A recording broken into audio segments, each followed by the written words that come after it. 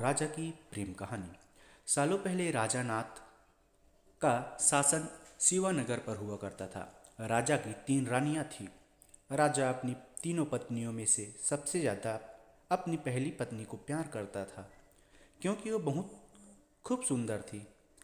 उसकी सुंदरता के कारण राजा दूसरी और तीसरी पत्नी पर ध्यान नहीं दे पाता था। वह अपनी पत्नी दूसरी को दोस्त मानता था और तीसरी पत्नी पर बिल्कुल गौर नहीं करता।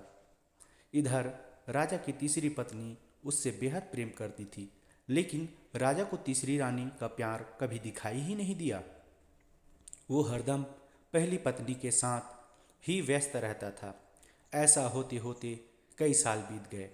रोज राजा की तीसरी पत्नी इसी उम्मीद में रहती थी कि राजा आज उसके पास आएंगे, आज वो कुछ प्रेम भरी बातें करेंगे, लेकिन ऐसा कभी नहीं हुआ। इसी तरह कुछ वर्ष बीत गए। एक दिन राजा नाथ अचानक से गंभीर बीमार हो गए। उनकी तबीयत देखते ही देखते खराब होती गई और उनके जीवन जीवित रहने की उम्मीद कम हो गई। तब राजा ने अपने पहली पत्नी को बुलावा भेजा। राजा की पहली पत्नी राजा के पास आए तो राजा ने उससे पूछा कि मेरी जीवित रहने की संभावना बहुत कम हो गई है और मैं भगवान के पास अकेले जाना नहीं चाहता हूँ। क्या तुम मेरे साथ चलोगी?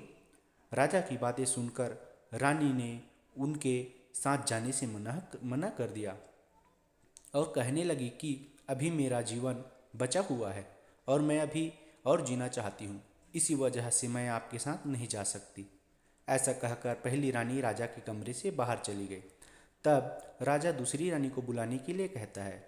दूसरी रानी को जब पता चलता है कि राजा अपने अंतिम क्षण में है और वो अपने साथ अपनी पत्नी को लेकर जाना चाहता है, तो वो राजा के पास जाने से ही मना कर देती है।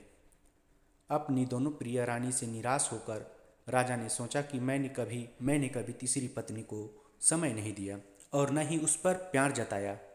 अब मैं उसे कैसे बुला सकता हूँ? राजा ऐसा सोच ही रहे थे, तभी तीसरी रानी बिना बुलाए राजा के पास पहुँच गई। तीसरी रानी को राजा की इच्छा पता होती है, इसीलिए वह सीधे राजा से कहती है, स्वामी, मैं आपके साथ चलने के लिए तैयार हूँ।